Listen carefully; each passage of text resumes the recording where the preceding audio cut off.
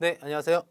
네, 신호공 강사입니다. 자, 이제 지난 시간에 이어가지고 두 번째 교시하도록 하겠습니다. 자, 지난 시간에 이제 법 해석의 원칙, 법 해석의 기준과 소급과세 금지의 원칙에 대해 배웠어요. 이제 요거 나갈 차례인데, 자, 보시면 법 해석의 기준과 소급과세 금지 원칙 같은 경우에는 이런 사항이 있습니다. 국세예교심사위원회라는 게 있어요. 뭐냐면은 이제 법 해석의 기준과 그다음에 소급과세 금지 원칙 같은 경우에는 여러 가지 이제 의견 차이가 있을 수가 있습니다. 누가 세관 또는 관세청장이랑 우리랑 화주랑 납세 의무자랑 이제 여러 가지 의견 차이가 있을 수가 있어요. 법을 집행할 때 보면은 그래서 누가 맞냐 누가 틀리냐에 대해서 뭐 한다? 유권 해석을 올릴 수가 있습니다. 권한 있는 해석이죠. 이게 도대체 뭐가 맞냐라고. 그래서 이거를 이제 올릴 수 있는데 요거에 대해서 누가 있다? 국세예교심사위원회가 있어요. 누가 도대체 맞는지. 자, 보시면 이게 길게 내용이 나와 있는데 보면은 이제 기관을 잘 아셔야 돼요. 그래서 일선 50개 정도의 세관이 있고 그 위에 누가 있다? 관세청 하나가 있습니다. 그다음에 관세청을 관할하는 기관은 뭐다? 기재부예요. 기재부. 그래서 국가에 돈이 나가고 들어오는 것에 대해서 가장 짱은 이제 기재부입니다. 기재부. 그래서 기재부는 관세청장은 기재부의 그 지침에 맞도록 하고 있어요. 왜냐하면 기재부가 바로 뭐다? 관세법 시행 규칙을 만드는 곳이 바로 뭐다? 기재부입니다. 그렇죠? 자, 그래서 보시면은 기재부 장관과 관세청장은 잘 보세요. 두 명입니다. 기재부 장관, 그다음에 관세청장 세 가지 안 나옵니다. 법의 해석과 관련된 질의에 대해서, 그렇죠? 이제 세관에서 질의할 수가 있고 우리도 질의할 수가 있어요. 질의에 대해서 법 제5조에 따른 해석 기준에 따라 해석하여 회신을 해야 된다라는 겁니다. 그래서 유권에서 해석이 올라오게 되면은 뭐 한다? 법 제5조 원칙이죠. 법에서의 기준과 소관세 기준 원칙에 따라서 뭐 한다? 그 따라서 해석해서 이제 회신을 해줘야 돼. 회신이요. 자, 관세청장은 한 명 나옵니다. 관세청장은 회신한 문서의 사본을 해당 문서의 실행에 속하는 달의 다음 달 말일까지 이런 게 중요해요. 다음 달 말일까지 기재부 장관한테 송부를 한다라고 되어 있습니다. 그렇죠? 관세청장은 회신한 문서, 그렇죠? 납세의무자 등에게 회신한 문서에 대한 사본을 해당 문서 시행일에 속하는, 그렇죠? 문서본은 이러한 해석에 대해서는 뭐 2020년 뭐 4월 1일자로 이거를 시행하겠습니다. 유권해석 나와가지고 그러면 뭐다? 다음 달 말에까지 기재부 장관한테 송부를 해야 돼. 왜냐? 그 얘를 관할상은 기재부기 때문에. 기재부는 관세청 말고도 세무, 국세청 다 관할하잖아요. 그래서 송부를 합니다. 송부. 자, 근데 관세청장은 질의가 국세기법 시행령 제9조 3번 어느 하나에 해당하는 경우로 인정되는 경우는 자, 요거는 외울 필요가 없어요. 그냥 국세기본법이라고 하면 됩니다. 경우에는 기재부 장관에게 의견을 첨부해서 해석을 요청해야 한다라고 되어 있어. 자, 이번에 얘는 알 필요가 없습니다. 찾아볼 필요도 없어요. 자, 그래서 국세기본법 얘 같은 경우에는 약간의 이제 논란이 있거나 있는 거예요. 그래서 얘는 뭐냐면은 관세청장은 이것에 대해서 자기가 판단을 하는 게 아니야. 그래서 걔는 뭐냐면은 관세청장은 유권에서 오게 되는데 국세기본법 여기에는 약간 특수한 상황이 있는 경우에는 이것에 대해서 자기가 의견을 씁니다. 의견 써요. 나는 우리 관세청에서는 이 건에 대해서는 이렇게 생각한다. 라고 해가지고 자기 상임기관인 기재부 장관한테 첨부해서 너가 해석해 주세요. 라고 요청을 해야 돼. 이해되시죠? 자, 관세청장은 기재부 장관의 해석에 이견이 있는 경우는 그 이름을 써서 재해석을 요청할 수가 있습니다. 그래서 기재부 장관이 거기에 대해서 해석을 했어요. 해석하거나 아니면 애초에 기재부 장관이 이제 회신을 했는데 이것에서 관장은 우리 관세청의 행정을 해보면은 이 기재부 장관 해석이 좀 문제가 있다라고 하는 경우는 관세청장이 재해석을 요청할 수도 있습니다. 그렇죠? 기재부 장관이 잘 모를 수가 있으니까 관세청이 더 잘 알 수가 있으니까 재해석을 요청할 수도 있습니다. 자, 기재부 장관에게 제출된 법해석 관련된 질의는 관세청장한테 이송을 하고 그 사실을 민원인한테 알려 한다라고 됐어. 기재부 장관이 해설했다. 그러면 관세청 알려줘요. 근데 관세청이 이제 이거를 민원인한테 회신을 합니다. 다만 다음 각고 어느 하나에 해당하는 경우는 기재부 장관이 직접 회신한다. 보다 기재부 장관이 직접 회신할 수도 있구나라는 거예요. 그리고 회신한 문서 사본을 관세청장한테 송부를 해줍니다. 그러니까 기재부 장관이 직접 회신하는 경우 뭡니까? 약간의 특이한 것들이지. 자, 첫 번째. 모모의 어느 하나에 해당하여 국세기본법 멸범에 따른 국세예교심사위원회 심의를 거쳐야 하는 질의라고 되어 있다. 자, 앞에 있는 것도 중요한 게 아니에요. 그죠? 중요한 게 뭐냐? 국세예교 심의를 거쳐야 하는 것이 있습니다. 관세청장이 자발적으로 이걸 해석하는 게 아니라 국세예교심의위원회에 붙여야만 하는 아주 중대한 사안 같은 경우에는 뭐다? 기재부 장관은 직접 회신을 해주고 민원인한테 그다음에 이것에 대한 사문을 관세청장에 너도 알아도 라고 해준다. 자, 관세청장은 법해석에 대하여 다시 질의한 사항으로서 관세청의 법해석에 대하여 다시 질의한 사항으로서 관세청의 회신문이 첨부된 경우 질의라고 되어 있다. 이것도 보다 문제가 있는 것이죠. 그렇죠? 관세청장의 법 해석에서 다시 재질의했어요. 네, 관세청장의 회신문이 첨부된 경우 에 대한 질의도 이것도 기재부 장관이 직접 하고요. 법이 새로 제정되거나 개정되어 이에 대한 기재부 장관의 해석이 또 필요한 경우, 그렇죠? 새로운 것에 대한 해석. 그다음에 그리고 그래서 관세청장은 이러한 세 가지 같은 경우에는 이제 기재부는 직접 회신하는 것이고, 그래서 관세청장은 법을 적용할 때 우리나라가 가입한 관세에 관한 조약에 대한 해석에 의문이 있는 경우에는 기입장관에게 의견을 첨부해서 해석을 또 요청합니다. 뭐다? 핵심이에요. 조약. 관세에 관한 조약, FTA 같은 것들, 조약에 대한 해석에 의문이 있는 경우는 관세청장이 봐도 이거 헷갈려. 그런 경우는 기입장관에게 자기 의견 첨부해서 해석을 요청하고요. 이 경우 기입장관 필요하다고 인정하는 경우보다 국제기구에다 질의할 수가 있다. 그렇죠? WCO, 관세에 관한 이슈다, 품플러 이슈다. 그러면 WCO에도 질의를 할 수가 있습니다. 그다음에 그래서 이런 사항 같은 경우 누가 정한다? 기재부령으로 정한다. 이거 보면 세부 절차는 기재부령으로 정한다라는 거예요. 그렇죠? 이것도 중요한 겁니다. 자, 3번 신의성시 원칙입니다. 법제 6조예요. 법소 신세 이제 신의성시 원칙입니다. 자, 납세의무자가 그 의무를 이행할 때에는 의무죠. 납세의무자 측면이죠. 신에 따라서 성실하게 해야 되는 것이고 세관공무원도 세관공무원 직무지 자기가 하는 일이니까 직무를 이행할 때에도 뭐한다? 또 하나 같다. 결론 뭐다? 납세의무자의 의무, 세관공무원의 직무에 관련된 사항 같은 경우는 신의성실 원칙에 따라서 업무를 해라라는 거예요. 그렇죠? 그다음에 신의성실 원칙의 적용 요건이라고 되어 있는데, 자 보면 이제 신의성실 원칙 같은 경우는 아까 보신 그 소국과세 원칙과 약간 좀 유사합니다. 뭐냐면은 이제 그거를 이제 믿고 따르는 거니까, 자 과세관청의 신뢰 대상이 이거는 이제 참고예요. 과세관청의 신뢰 대상이 되는 참고를 적어드려야지. 참고, 얘는 참고입니다. 참고. 신의성실 원칙. 신에 따라서 해라 이를. 과세관청의 신뢰 대상에 대한 공적인 견해 표명했을 것. 그렇죠? 그다음에 과세관청의 견해 표명 정당하다고 신뢰하는데 납세자에게 귀책 사유가 없을 것. 그다음에 납세자가 그 견해 표명에 대해 신뢰를 하고 이에 따라서 어떤 행위를 할 것, 과세관청의 위의 표명에 반하는 처분함으로써 그 견해 표명을 신뢰한 납세자의 이익이 침해됐을 것. 아까 예시를 한번 보세요. 그렇죠? 이게 견해 표명을 했습니다. 그 납세자가 그것 따라서 이제 0%로 수입 신고를 했어요. 근데 거기에 대해서 과세관청이 8%로 변경을 했습니다. 그렇죠? 그러면 안 된다는 뜻입니다. 그렇죠? 이게 바로 신의성실 원칙이다라는 거. 그래서 앞에 보시는 이런 것들은 다 중요한 거예요. 다 중요합니다. 보면은 중요한 것도 표시를 해드릴게요. 이제부터 관세법 했고, 그다음에 요거 엄청 중요합니다. 법 해석의 기준이라는 거. 그다음에 소국과세 원칙 중요하고요. 그다음에 요건 아까 제가 참고라고 했죠 지난 시간에. 그다음에 요것도 중요하고 예규. 그다음에 신성실 요것도 중요하고. 그렇죠? 요게 중요합니다. 뭐 다 중요하네요. 안 중요하면 그래서 보면은 이 다음에 이제 세관 공무원 재량 관계가 보고 할게요. 자, 보시면 이제 제 7조는 세관 공무원의 재량 관계입니다. 자, 보면은 이제 법을 뭐 이렇게 돼 있어요. 뭐뭐뭐뭐 할 수 있다. 뭐뭐뭐 할 수 있다. 이게 뭐 재량이거든요. 그래서 세관 공무원이 이제 재량으로 직무를 수행할 때는 이게 중요해요. 재량으로 과세형 평가 일반에 타당하는 한계를 엄수해야 된다라고 되어 있어요. 보면 이제 세관 공무원 같은 경우는 여러 가지 권한들이 있어요. 그렇죠? 검사를 할 때도 다 눈으로 보고 하는 거니까 자기가 판단을 해야 되니까. 이렇게 재량을 할 때는 과세형평가 목적에 비추어서 타당하다고 인정한 한계를 엄수해야 된다라는 거. 너무 이제 재량거를 너무 오버해서 하지 말고. 그래서 법소 신세 이 네 가지보다 법 적용의 원칙 등에 이제 그 그룹으로 묶여져 있는 것이다. 그것도 중요해. 그죠? 법소 신세라고 외우십시오. 자, 그다음에 용어 정의입니다. 얘는 완전 중요합니다. 완전 중요. 가장 기본이에요. 가장 기본. 그죠? 이제 관세법을 적용할 때 용어가 여러 가지 나오는데 이것도 어떻게 적용하냐라는 겁니다. 자, 수입이란 이라고 했어요. 기본이죠.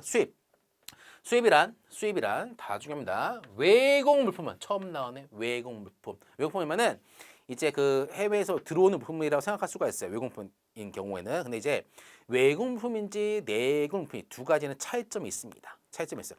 자, 보면은 우리나라 이렇게 있습니다. 자, 해외에서 물품이 들어온다. 얘는 뭐다? 무조건 외국 물품이야. 외국 물품. 근데 이게 우리나라에 들어온다. 이게 뭐보다? 우리가 반입되는 거잖아요. 이게 뭐다? 수입이다. 근데 이보다 이 물품이 보세구역을 경유하는 경우에는 여기서부터 여기까지 빠지는 게 바로 뭐다? 이게 수입이다. 이게 수입. 보세 경유하는 경우는 얘가 수입이다. 얘가 수입. 그렇죠? 그래서 수입 신고를 하게 되면은 수입 신고 뭐냐면은 물품에 대해서 우리나라에 들어온다라고 하는 게 수입 신고예요. 세관장한테 알려주는 겁니다. 그래서 세관장에 수입 신고하게 되면은 이것에 대해서 뭐 한다? 수입 물품에 관세를 내니까 관세를 납부를 해야 돼. 관세를 납부를 합니다. 관세를 납부하게 되면은 이것을 뭔다? 세관장은 검토를 하고 수입 신고를 수리를 해줍니다. 그래서 수입 신고가 되고 관세 납부하고 수리가 된 경우에는 뭐다? 핵심이 거야. 수리. 오케이지. 수리가 된 경우는 이게 뭐 어떻게 된다? 외국 물품은 내국 물품이 돼. 내국 물품. 그죠? 그다음에 이제 우리나라에 있는 물품이 해외로 나갑니다. 외국으로 반출하는 거죠. 이게 뭐다? 얘는 수출이다. 수출입니다.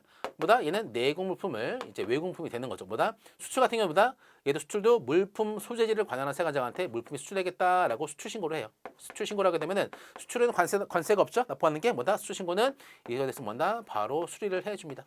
그러면 뭐다? 내국 물품은 이때 외국 물품이 된다. 뭐다? 수리가 핵심이야. 수리가 핵심. 근데 보면은 외국 물품에서 물품 소재지를 관할하는 세관장한테 이 물품에 대해서 수출 신고를 했다. 그러면 다 얘는 내국 물품이 외국 물품이 됩니다. 아직 여기에 있는다 하더라도. 그죠? 그게 핵심이요. 자, 그 수입이란 외국 물품은 우리나라에 반입하거나 두 가지야. 우리나라에서 수입 또는 사용하는 것이라고 했다. 수입은 두 가지요. 우리나라에 반입하는 것, 그다음에 우리나라에서 수입 또는 사용되는 것. 그죠? 수입세니까. 그래서 해외에서 물품이 들어왔는데 이 물품이 사과야. 사과를 먹었어. 보세구역에서. 그죠? 또는 수입 신고하기 전에 또 먹었어. 이것도 뭐다? 수입이라는 거예요. 수입. 뭐다? 관세 부과를 해야 된다라는 겁니다. 그래서 반입되는 것, 그다음에 우리나라에 소비 또는 사용되는 것은 뭐다? 수입이다. 두 가지입니다. 두 가지. 그죠? 자, 그래서 보세구역 하지만 보세구역을 이렇게 경유하는 경우에는 보세구역에서 반입하는 게 바로 뭐다? 수입이다. 그다음에 두 번째, 우리나라에서 소비 또는 사용하는 것은 뭐다? 수입이다. 이것도 두 가지입니다. 하지만 예외가 있어요. 239조가 뭐냐면은 수입으로 보지 않는 소비 또는 사용입니다.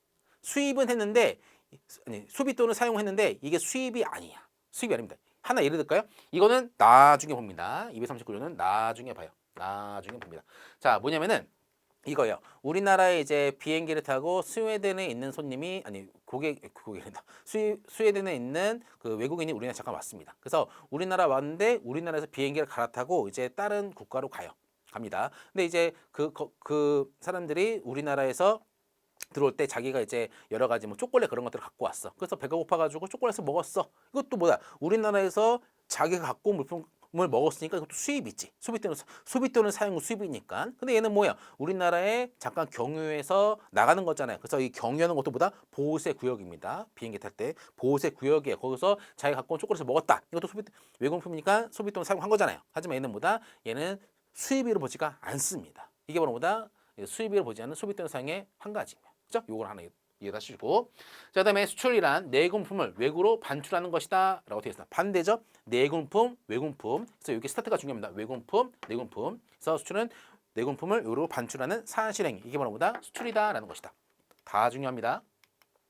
자, 그다음에 반송이에요.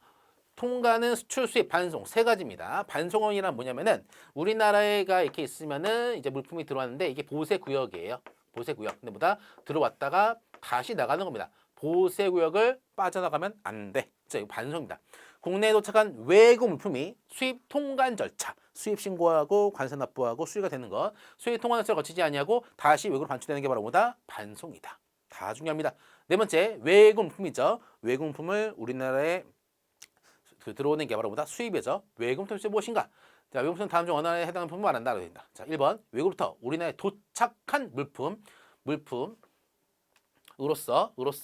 수입 신고가 수리되기 전의 것. 이게 바로 뭐다? 외국 물품이다. 아까 뭐야? 들어왔는데 수입 신고가 되고 관세 납부하고 수리가 되면은 이건 내국 물품이었지. 그래서 우리나라에 있는 것으로서 내국 물품이 아닌 것들은 다 뭐다? 외국 물품이다라는 거예요. 그렇죠?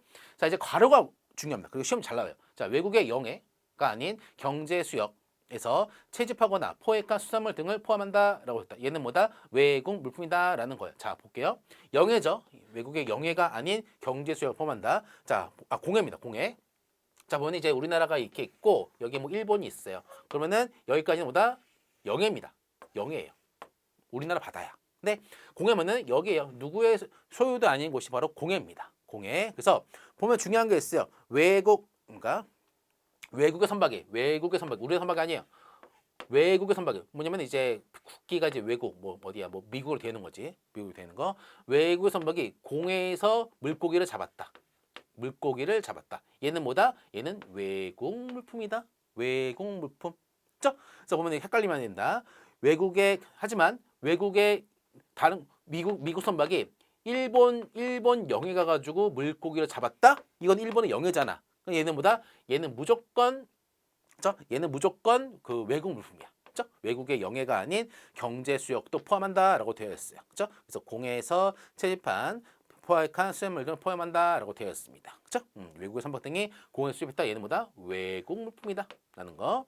그 수입생 수리가 되기 전의 것이다. 그리고 뭐다? 아까 말씀한 것처럼 수출신 우리나라에 있는 내수출신과 수리된 물품보다 외국 물품이다. 그래서 외국 물품보다 수입의 대상입니다.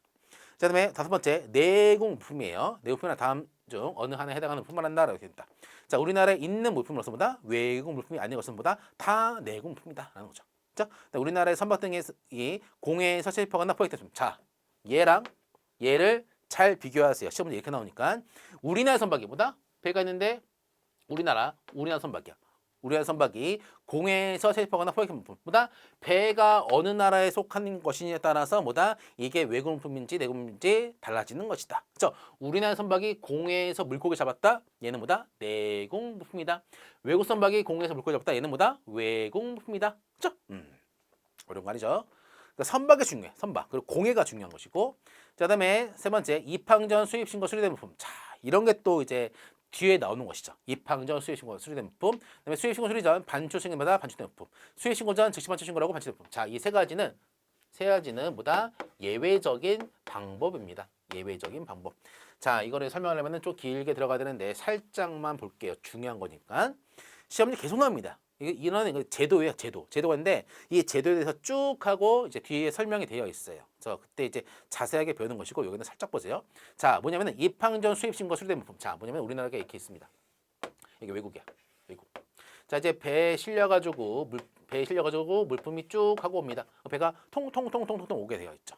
그렇죠? 자, 근데 보면은 수입신고라는 원칙상 그래요. 실무하시다 보면은 실무하신 분도 있죠. 보면 이제 보세구역에 물품이 들어가는 거를 뭐라면 이제 그래요. 아이고 반입 잡혔다라고 합니다. 그러면은 일반적으로 관세사들이 이때 이제 관세 서류가 와요. 그래서 서류가 와서 관세 수입 신고를 이때 일반적으로 하는데 원칙은 수입 신고는 할 수 있는 경우가 총 4가지가 있어. 뭐가 있냐? 입항 전 수입 신고. 우리나라에 입항 배가 와가지고 입항 보고 그죠? 하선하기 입항 이건 이제 4과목과 연관되는 거 입항하기 전에도 수입 신고할 수가 있습니다. 입항 배가 이제 오고 있는데 수입 신고할 수가 있어. 그리고 또 보세 구역에 도착 전에도 수입 신고할 수가 있어요. 보세가 도착한 후에도 수입 신고를 할 수가 있어. 후에도 자유야 자유. 하지만 입항 전 수입 신고는 할 수 없는 게 있어. 나중에 보게 됩니다. 자, 근데 물어봐요. 선생님, 그 입항전 수입신고 왜 있어요? 뭐다? 목적은 신속 통관을 하기 위해서. 그래서 거의 FCL 컨테이너로 오는 물품 같은 경우는 입항하기 전에도 이제 그 수입 신고를 할 수가 있어요. 입항 전에도. 그렇죠? 그다음에 수입 신고 수리 전. 그래서 보면 입항 전 수입 신고가 됐는데 입항 전에 배가 오고 있는데 수입 신고가 됐다. 근데 이게 문제가 없어서 이제 검사로 안 걸렸다. 수입 물품에 검사거든요. 검사로 걸리지가 않았다. 그럼보다 바로 이 물품에 대해서 수입 신고 수리를 해줍니다. 그럼보다 도착하게 되면은 바로 물품 빠지는 거야. 왜냐? 얘는 내국 물품이니까. 내국 물품이니까. 그래서 여기 있는다 하더라도 입항 전 수입 신고 수리가 되면은 여기 있는다 하더라도 얘는 뭐다? 내국 물품이다. 중요. 자, 그다음에 수입 신고 수리 전에 반출 승인을 받아서 반출된 물품. 자, 원칙이 있어요. 물품이 이제 보세구역에 반입이 되게 되면은 이 물품은 반드시 관세를 납부하고 수입 신고가 수리가 돼야지만이 즉 뭐다 외국 물품이 내국 물품이 돼야지만이 보세구역으로 뺄 수가 있어. 이게 수입 신고 수리가 안 됐는데 이거 보세구역에서 물품을 뺀다? 그럼 그 보호세서 난리 나겠지. 그리고 여기 운영인 특허보세서 난리 나겠지. 끝나는 거지. 그렇죠? 그래서 이런 경우 그래서 수입 신고 수리가 돼야지만 이 물품을 뺄 수가 있어. 왜냐? 외국 물품이 내국 물품이 되니까. 그래서 이거를 빼게 되면 이게 뭐다? 이게 무단 반출이고 얘가 바로 뭐다? 밀수입니다. 밀수. 하면 안 되겠죠? 하고 싶어요? 안 됩니다. 그래서 근데 이게 원칙인데 뭐다? 저기는 수입 신고가 수리도 안 됐어. 수입 신고 수리가 안 되면은 물품을 보호세부터 반출할 수가 없잖아. 반출 신고 안 되잖아. 근데 뭐다? 특이한 경우 얘도 뭐다? 신속한 통관을 위해서 물품을 빨리빨리 빼서 쓰도록 하기 위해서 좀 인정되는 업체 같은 경우는 수입 신고가 수리되기 전에도 뭐다? 반출 승인은 세관에서 오케이 한 겁니다. 오케이. 세관에서 오케이 가지고 아 너는 그런 상황이 있구나 라고 해가지고 수입 신고가 수리되기 전에도 조건이 있어. 반출 승인을 받아야 돼. 그런 경우는 물품을 뺄 수가 있습니다. 빼고 나중에 관세를 납부하던가 하는 거지. 그죠?